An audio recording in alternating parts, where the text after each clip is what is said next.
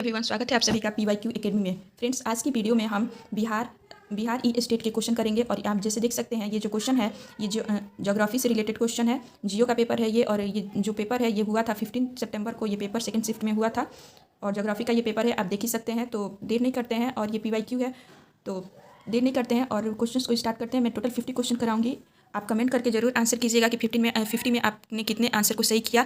बहुत से बच्चे कमेंट कर रहे थे कि मैम क्वेश्चन इंग्लिश में कराइए, तो मैंने सोचा जियो का क्वेश्चन मैं इंग्लिश में ही लाती हूँ। तो टोटल 50 क्वेश्चन में कराऊंगी। ये सारे क्वेश्चन ज्योग्राफी से हैं। तो स्टार्ट करते हैं। First question of Immanuel Kant regarding origin of the earth is as known as. यहाँ पे पूछ रहा है थ्योरी ऑफ इमानुएल कांट के बारे में पूछ रहा है। तो इसका राइट आंसर हो जाएगा, 4 ऑप्शन दे रखा है, आप देख सकते हैं। और इसका राइट आंसर हो जाएगा ऑप्शन सी, यानी कि गैसियस हाइपोथेसिस।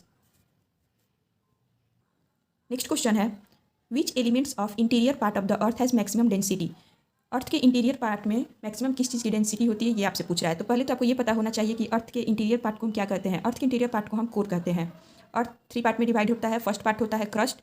फर्स्ट पार्ट को हम बोलते हैं क्रस्ट, आपको पता होगा। और क्रस्ट में आता है Cl, सी से हो जाता है सिलिकम, और Al से हो जाता है एल्यूमिनियम। तो सिलिकम और एल्यूमिनियम से बन के क्रस्ट में पाया जाता है, और इसे कॉन्टिनेंटल क्रस्ट के अंदर इसे पाया जाता है। नेक्स्ट होता है सेकेंड होता है मेंटल। फर्स्ट होता है क्रस्ट, सेकेंड मेंटल होता है, और इसमें पाया जाता है ये ओशियन, इसे ओशियन बोलते हैं। ओशियन के अंतर्गत ये आता है, और इसमें होता है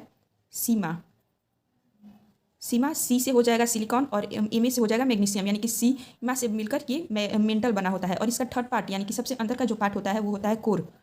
और कोर जो है वो बना होता है, यही आपसे पूछ रहा है कि इसका interior part of the earth has maximum density.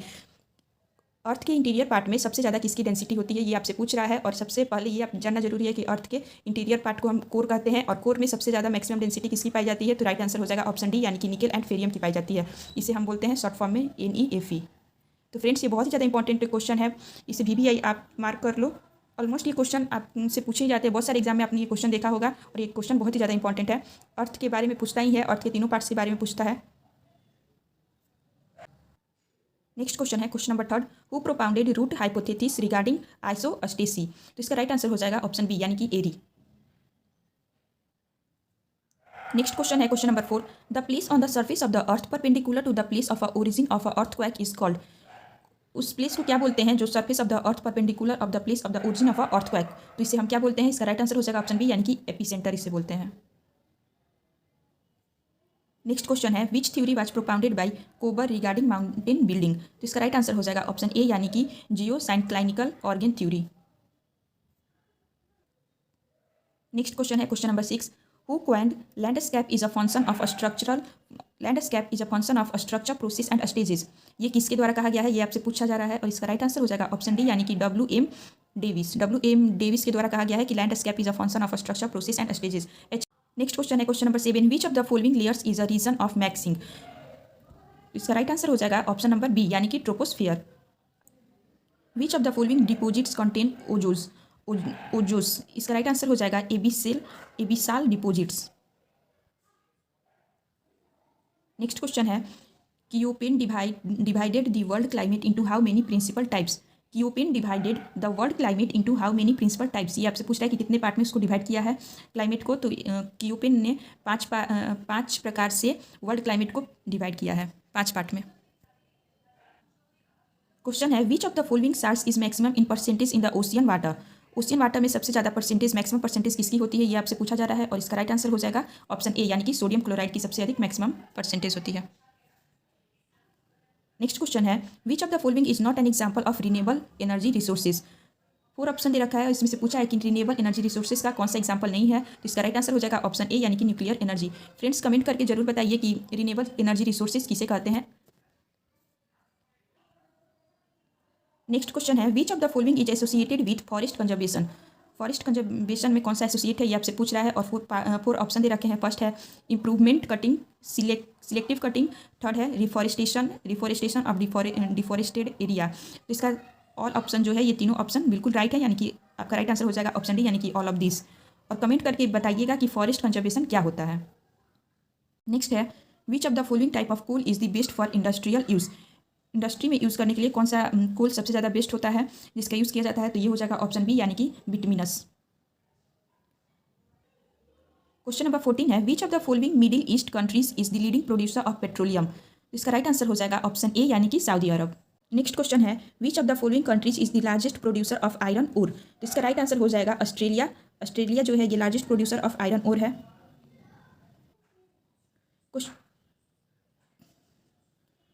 Question number 16 है which of the following types of agriculture is not associated with primitive farming.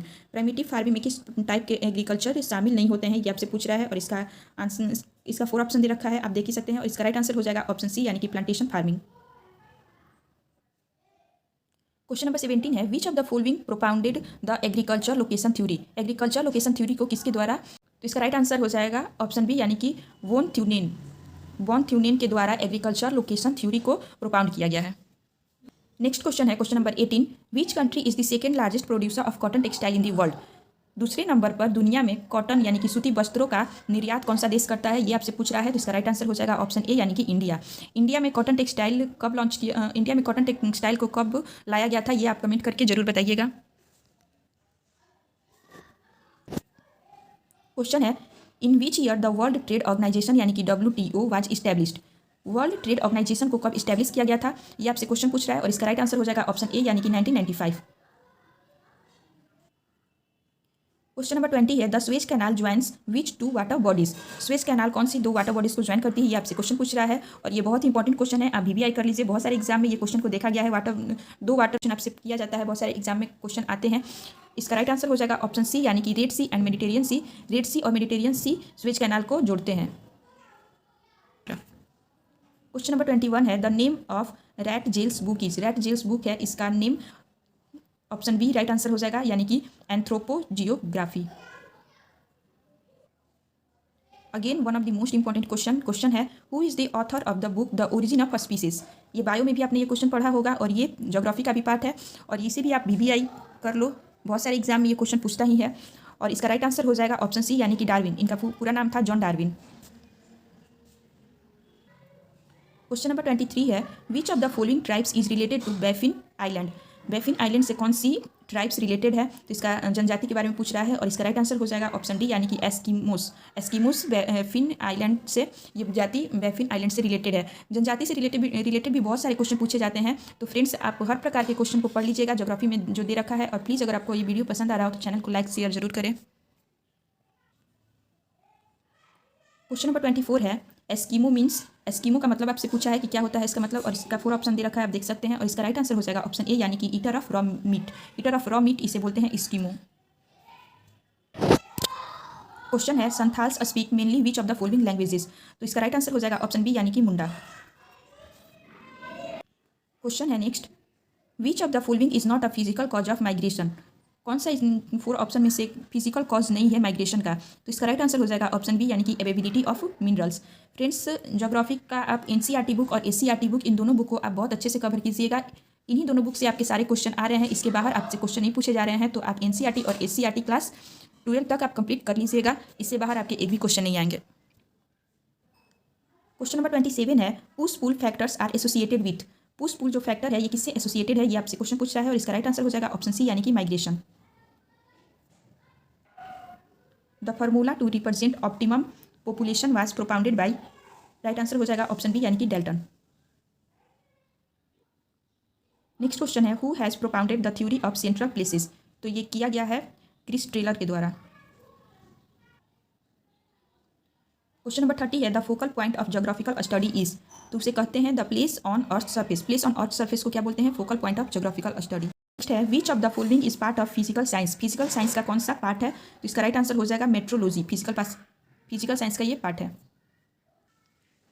Question number 32 है geography has relationship with which of the following. Geography has relationship with which of the following. Option दे रखा है physical science, social science, biological science, all of the above. तो इसका right answer हो जाएगा all of the above. इन तीनों से ज्योग्राफी का रिलेशनशिप है। नेक्स्ट क्वेश्चन है all calculated the circumference of the earth. तो इसका राइट आंसर हो जाएगा इराटोस्थेंथिस ने पहली बार अर्थ की सर्कमफ्रेंस को कैलकुलेट किया था। इनका नाम है Eratosthenes. Which of the following field of geography epidemic had contributed. इसका राइट आंसर हो जाएगा ऑप्शन बी यानी कि मैथमेटिकल ज्योग्राफी। क्वेश्चन है who of the following authored the book Cosmos. Cosmos book किसके द्वारा ऑथर किया गया है, इसका राइट आंसर है ऑप्शन ए यानी कि हमबोल्ट के द्वारा। नेक्स्ट क्वेश्चन है, who of the following author the book the geographical pivot of history. ये किसके द्वारा किया गया है? तो इसका राइट आंसर हो जाएगा ऑप्शन डी यानी कि मैककिंडर के द्वारा geographical pivot of history authorised किया गया। क्वेश्चन नंबर 38 है, which of the following is a branch of human geography. तो इसमें से कौन सा ह्यूमन ज्योग्राफी का ब्रांच है वो आपसे पूछ रहा है और इसका राइट आंसर हो जाएगा ऑप्शन सी यानी कि टोमोग्राफी।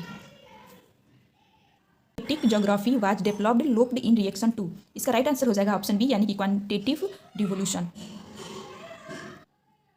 क्वेश्चन नंबर 40 है, क्वेश्चन है gender geography was started in a decade. तो ये कब स्टार्ट हुआ था ये पूछ रहा है और इसका राइट आंसर हो जाएगा 1917 में जेंडर ज्योग्राफी जो है वो डिकेड होना स्टार्ट हो गया था। क्वेश्चन है, which of the following is a constituent of biosphere.